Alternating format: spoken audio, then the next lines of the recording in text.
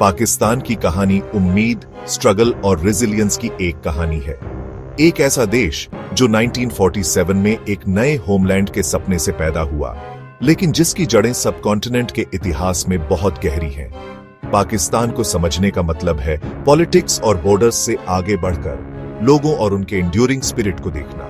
कराकोराम की चोटियों से लेकर सिंध के मैदानों तक पाकिस्तान की डाइवर्सिटी ही उसकी ताकत और चुनौती दोनों है। असली कहानी उसके नागरिकों की डेली लाइफ्स में है। किसान, छात्र, कलाकार और परिवार सभी देश की आइडेंटिटी को शेप कर रहे हैं। हम पाकिस्तान के बनने, उसकी political journey, economic ups and downs और उस वाइब्रेंट कल्चर को एक्सप्लोर करेंगे जो उसके लोगों को एक करता है। यह सिर्फ हेडलाइंस के बारे में नहीं है, यह पाकिस्तान के नैरेटिव के दिल में ह्यूमन एलिमेंट को समझने के बारे में है। पाकिस्तान की जर्नी के बारे में जानकर हमें अपनी दुनिया का एक ज्यादा कंप्लीट और कंपैशनेट नजरिया मिलता है।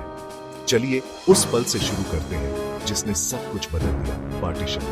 हर देश की कहानी कॉम्प्लेक्स होती है और पाकिस्तान की भी कोई एक्सेप्शन नहीं है। पाकिस्तान का आइडिया ब्रिटिश इंडिया में मुसलमानों के लिए एक अलग होमलैंड की इच्छा से निकला था। 1947 में जल्दबाजी में हुए पार्टीशन ने प्रोविंसेस, परिवारों और कम्युनिटीज को बांट दिया, जिससे इतिहास के सबसे बड़े और दर्दनाक माइग्रेशंस में से एक शुरू हुआ। केओस और वायलेंस के बीच लाखों लोग नई बॉर्डर्स पार कर गए, अपने साथ लॉस और सर्वाइवल की कहानियां ले गए जो आज भी आइडेंटिटीज को शेप करती है। पाकिस्तान के शुरुआती साल टर्मोइल से भरे थे क्योंकि देश को स्क्रैच से बनाया गया था। मुहम्मद अली जिन्ना, क्वेड-ई-आज़म ने एक मॉडर्न डेमोक्रेटिक राज्य की कल्पना की थी जहां सभी आजादी से रह सकें। उनका विजन एक गाइडिंग आइडियल बना हुआ है। भले ही पाकिस्तान स्टेबल इंस्टीट्यूशंस और एक यूनिफाइड आइडेंटिटी बनाने के लिए स्ट्रगल कर रहा है।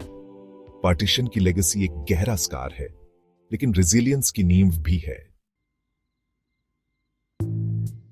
पाकिस्तान का पॉलिटिकल इतिहास फ्रैजिल सिविलियन गवर्नमेंट्स और पावरफुल मिलिट्री रूल के बीच झूलता रहा है।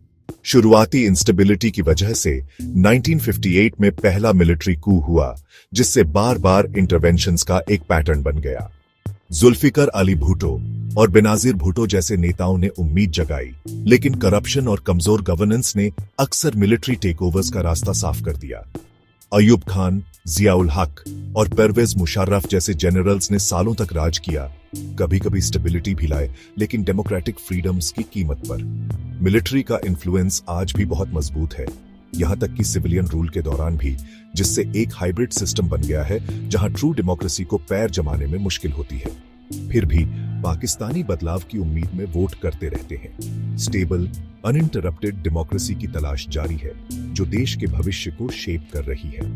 डेमोक्रेसी और मिलिट्री अथॉरिटी के बीच का स्ट्रगल पाकिस्तान के पॉलिटिकल लैंडस्केप को डिफाइन करता है।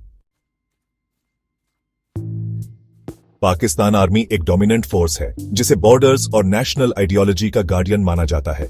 इसका इन्फ्लुएंस डिफेंस से भी आगे पॉलिटिक्स, बिजनेस और डिजास्टर रिलीफ तक फैला हुआ है, जो इसे पाकिस्तान की पावर स्ट्रक्चर का सेंट्रल हिस्सा बनाता है। मिलिट्री के वास्ट इकोनॉमिक इंटरेस्ट्स इसे यूनिक इंडिपेंडेंस और पब्लिक रिस्पेक्ट देते हैं, खासकर क्राइसिस के दौरान। एक टर्निंग पॉइंट 1998 में आया जब पाकिस्तान दुनिया की 7वीं डिक्लेयर्ड न्यूक्लियर पावर बन गया, जिसने भारत के टेस्ट का जवाब दिया। न्यूक्लियर स्टेटस से नेशनल प्राइड और स्ट्रेटेजिक डिटरेंस मिला, लेकिन ग्लोबल स्क्रूटनी और इमेंस रिस्पॉन्सिबिलिटी भी आई।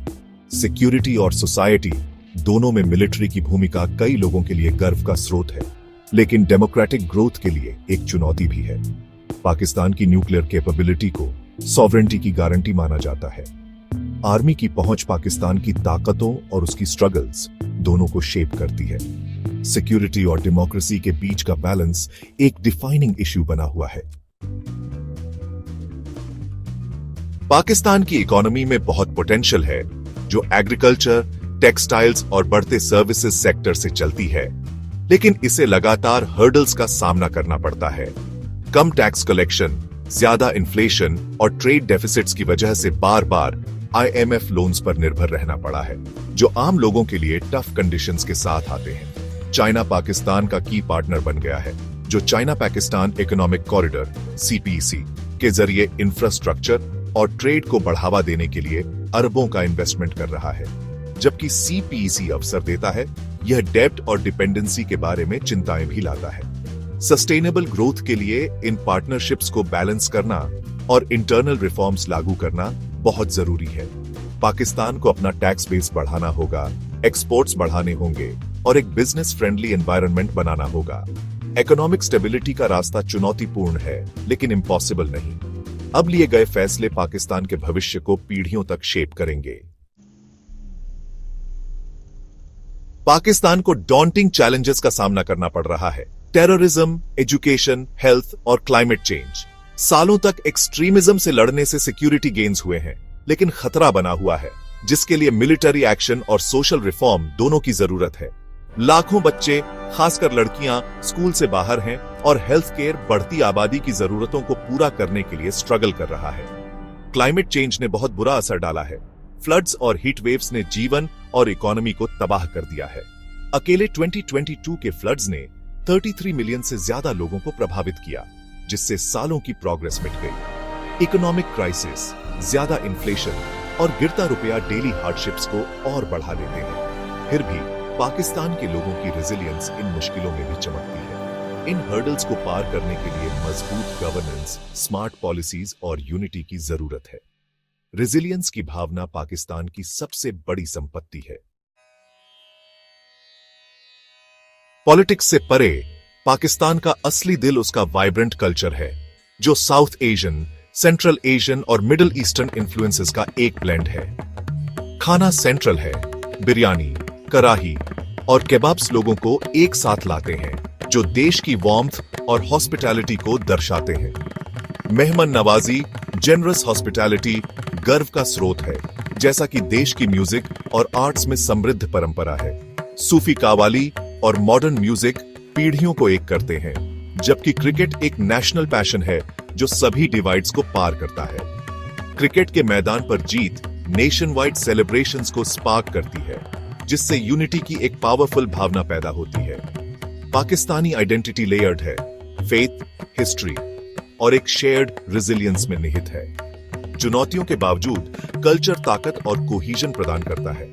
यह म्यूजिक, फूड और हॉस्पिटैलिटी है जो इस डाइवर्स नेशन की हार्टबीट बनाते हैं। कल्चर वह जगह है जहां पाकिस्तान की भावना सचमुच चमकती है।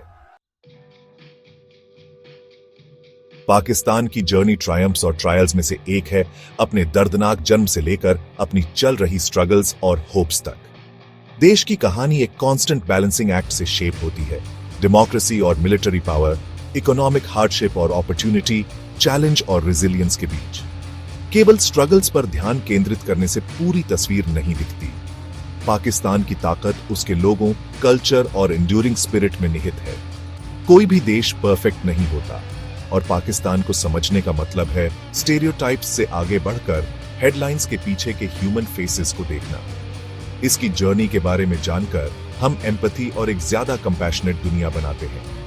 हर देश की कहानी मायने रखती है, और पाकिस्तान की रेजिलियंस और होप का एक टेस्टामेंट है।